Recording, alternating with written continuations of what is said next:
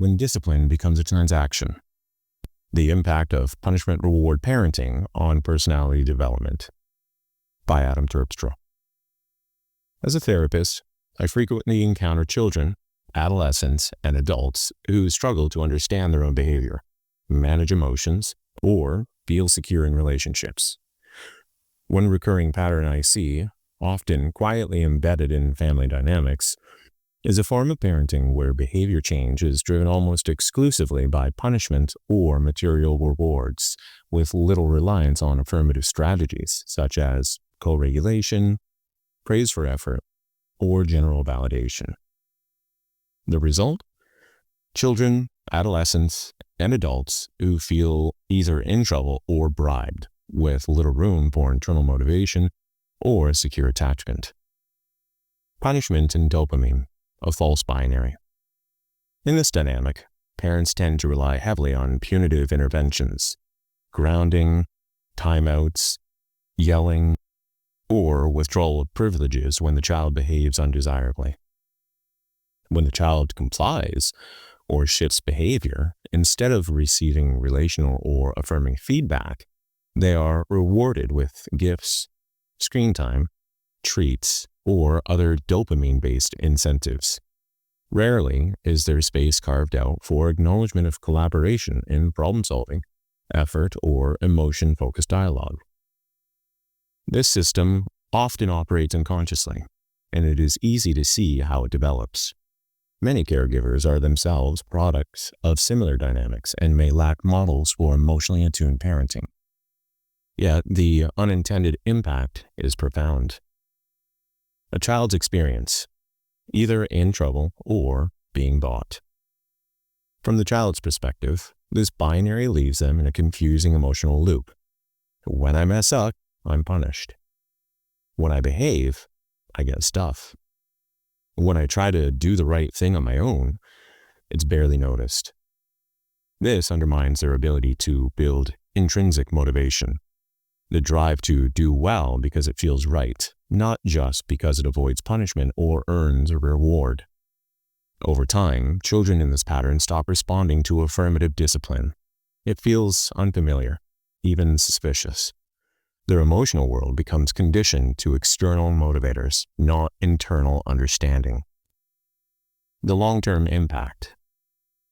Children raised in these dynamics often show signs of emotion dysregulation, difficulty managing feelings without external triggers, low self-worth masked by performance, feeling good only when they're pleasing others or earning praise, an external locus of control, believing that behavior is dictated by outside consequences, not personal values, avoidant or oppositional behaviors, resistance to relational influence as it does not feel safe or consistent.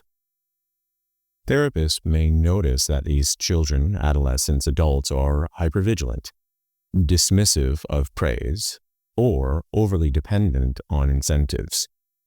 In teens and adults, it may manifest as transactional relationships, testing boundaries, or seeking validation through material or social capital rather than secure connection. The adult legacy, how this pattern echoes later in life. Adults who grew up with this dynamic often carry unresolved patterns into their personal, professional, and romantic lives. These may include chronic self-doubt and imposter syndrome. Without a foundation of stable, affirming feedback in childhood, these adults may feel their confidence is always under scrutiny or dependent on performance. Difficulty trusting affirmative feedback.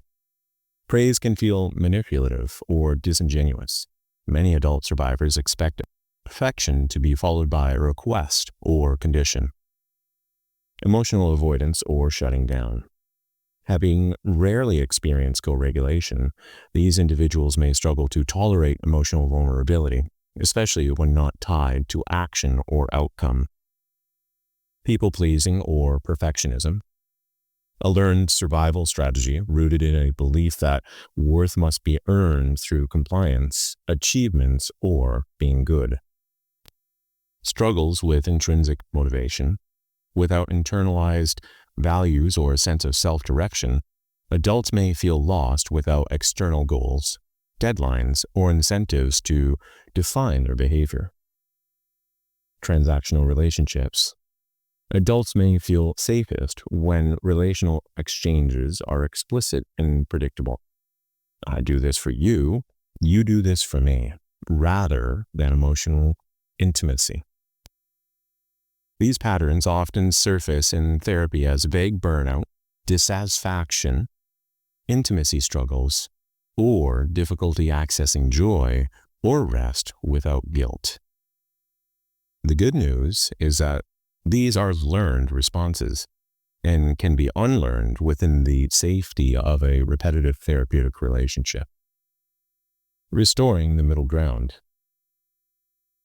Affirmative parenting as repair. Healing this dynamic involves guiding caregivers towards affirmative, connection-based strategies. This does not mean abandoning structural or consequences. It means anchoring them in relationship. Strategies may include collaborative problem-solving, collaboratively setting limits and brainstorming solutions, emotion coaching, helping name, understand, and manage feelings in real time, non-material rewards, time together, shared rituals, or verbal acknowledgement. Process-focused praise, recognizing effort, persistence, and empathy rather than just outcomes. By shifting the focus from behavior management to relational development, we help families move away from the extremes of punishment and bribery and towards mutual understanding and growth. Final thoughts. As therapists, we can normalize how common this pattern is and empower caregivers to make small, meaningful changes. Children do not need perfect parents. They need present ones, willing to show up, set limits, with empathy, and celebrate progress rooted in connection, not control. And for adult survivors of transactional parenting, therapy can offer a second chance to internalize worth, trust affirmation, and discover the power of being seen, not for what they produce, but for who they are.